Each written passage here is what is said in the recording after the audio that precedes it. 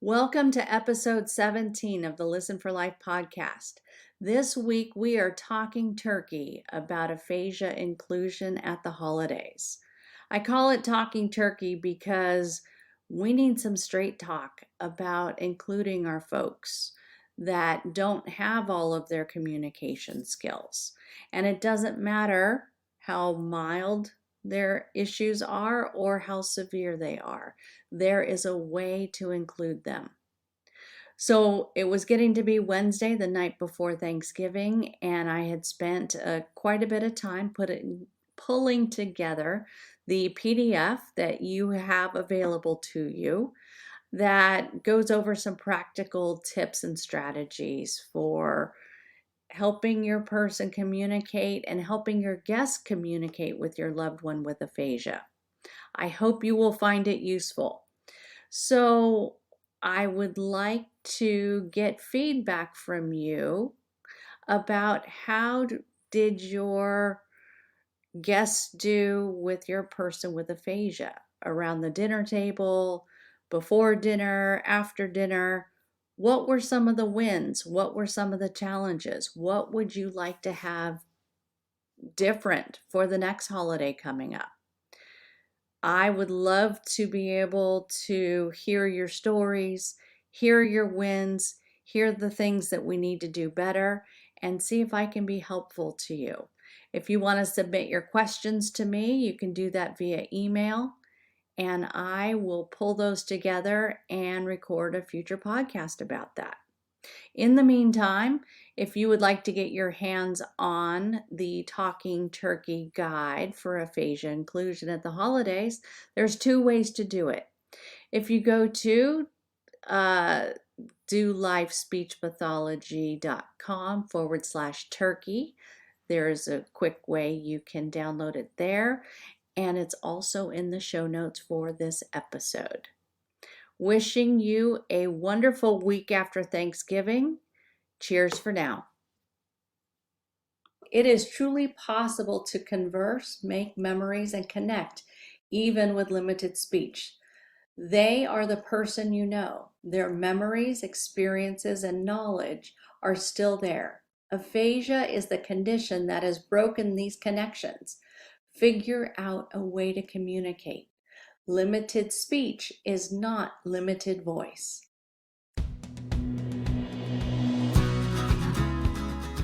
Welcome to the Listen for Life podcast with Genevieve Richardson. Genevieve is a speech-language pathologist rehabilitating adults with communication challenges after a stroke or due to a neurological impairment. Living with aphasia is hard. Caregiving is hard. You are not alone. Get equipped with knowledge from experts in the field and professionals you need to know. We'll hear stories and experiences from others who are navigating life with aphasia. So, put your earphones in and take a walk outside. This isn't just a podcast. This is a community, a resource, and a support system. We're in this together. Do life.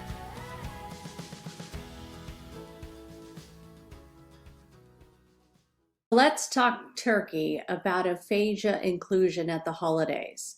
I came up with this idea because many of my personal clients are going to be traveling or have out-of-town relatives coming to the house. And I wanted to make sure that everyone felt included and part of the gathering.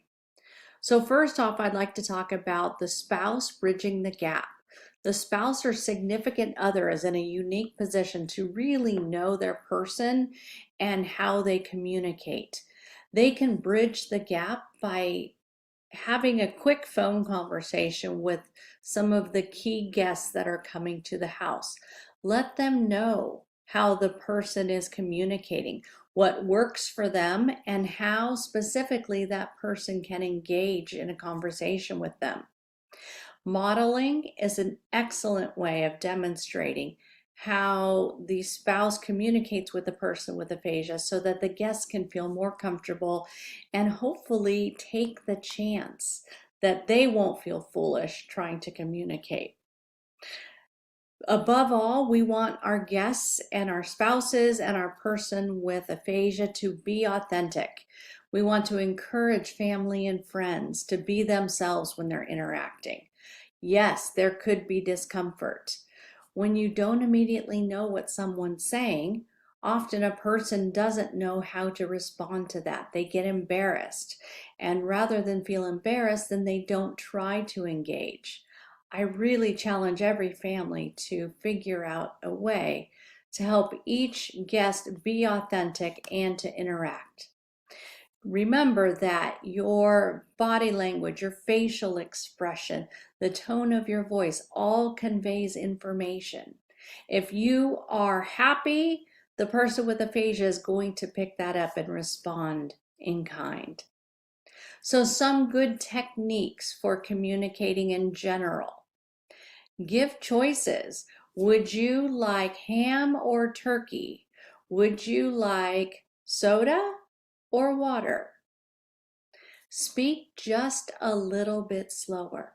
That's what I'm doing right here. So my normal speaking rate is somewhere around here. I don't know how many words per minute that is, but if I just slow down a smidge, if I pause a little bit in the middle of a long sentence or after a sentence, you would be surprised how helpful that is for the person with aphasia to better process what they're hearing. There is no need to speak louder unless, of course, there is a legitimate hearing impairment.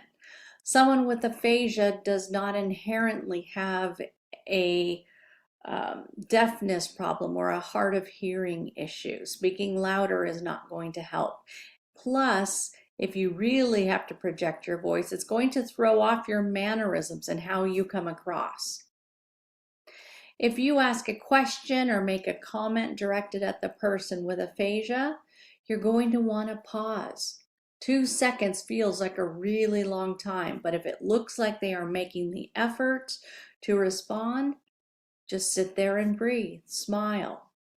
What you don't want to do is to interrupt them. You may feel like you're being helpful, but oftentimes you will derail someone with aphasia by cueing them, by giving them a hint as to the word you think they are wanting to say. Also, be relaxed. Being up tense and your shoulders approaching your ears is not going to be helpful. It's going to add stress, and the person with aphasia is going to perceive that, and they will also internalize that stress and make the communication more difficult. Speak with intention of interacting. Ask a question like you are expecting them to respond back to you. Supplement your message with gestures. If you're talking about a thing, maybe you can grab that thing or hold it up or point to it or refer to it in some way. So back to the spouse bridging the gap. I have 3 little points I'd like to cover. Prepare your guests. Acknowledge to your guests that they might feel uncomfortable or self-conscious interacting. Assure them that your spouse is not going to break, is not going to get mad, and is not going to act up if the communication falls apart. Remind your guests, this is point number 2, that your spouse is the same person that they know. His personality is still there. He just can't communicate. The problem with aphasia is that it interferes with the person pulling out the knowledge they already have. All their smarts are still there. They just can't access the words, the messages, the concepts that they want to convey externally. Of course, I am painting with a broad brush when it comes to aphasia when I'm giving these tips. Every individual with aphasia is different than another. So the last point here is, depending on the gathering size, see if you can recruit 1 or 2 specific guests, or if it's an older person, a grandchild perhaps, that can be the buddy, that can serve as that kind of go-between for communication. So I have a quote here from one of the spouses that I worked with. Quote, "It is truly possible to converse, make memories, and connect, even with limited speech. They are the person you know. Their memories, experiences, and knowledge are still there. Aphasia is the condition that has broken these connections. Figure out a way to communicate. Limited speech is not limited voice." I love that. That's a great quote. So let's talk about teaming up to play. And that's my term for let's do some activities at the holidays. Let's play a card game. Let's pull out the iPad. Let's get a board game out. The greatest way to include someone with aphasia in some of these activities is to team up, 2 people per team, so that the person with aphasia has a buddy that can supplement and support and help that person to feel included. Also, another note to spouses: you absolutely want your person to succeed. I highly encourage you to let your person struggle a little bit. There's nothing wrong with a little bit of struggle. You saving him or her every time that there is a difficulty expressing a message, getting a word out, whatever the case may be, you're not allowing them to dig deep and figure out how to communicate. Sometimes having that struggle brings the best progress. So let's just do a couple more holiday activity ideas. So reminiscing, pull out some photo books, even if you've done them before. Pull them out, share stories, reminisce. Watching old family movies is always a hit at my house. That is a great way to include your person, again, to share stories and interaction. Card games like Uno, Goldfish, Memory. Board games like Chutes and Ladders, Monopoly, Sorry. iPhone app, there's a fun one called Heads Up, and if you do it as a team, it can be very interactive. For those of you with an Apple TV, you can mirror your iPad or your laptop to the big TV, and you can play some games on there like Stack the States, Word Chums, or Word Crossed.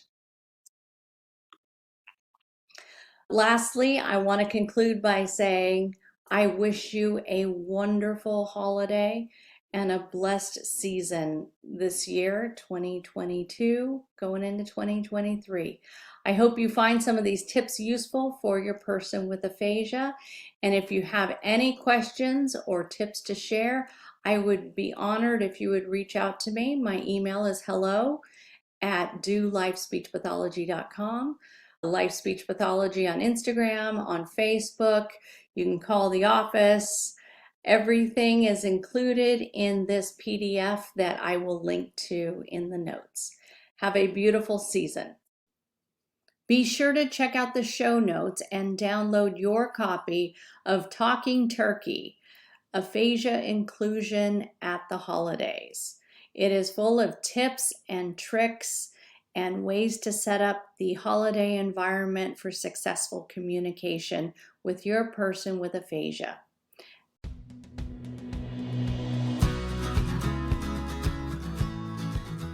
Thanks for tuning in to the Listen for Life podcast. We hope you feel empowered and supported. Head over to listenforlifepodcast.com to see the show notes with links and information from today's episode. Do you have a topic, a resource to share, or a guest recommendation? Inquiring minds want to know. Let us know in the comments section. Wishing you a fabulous week.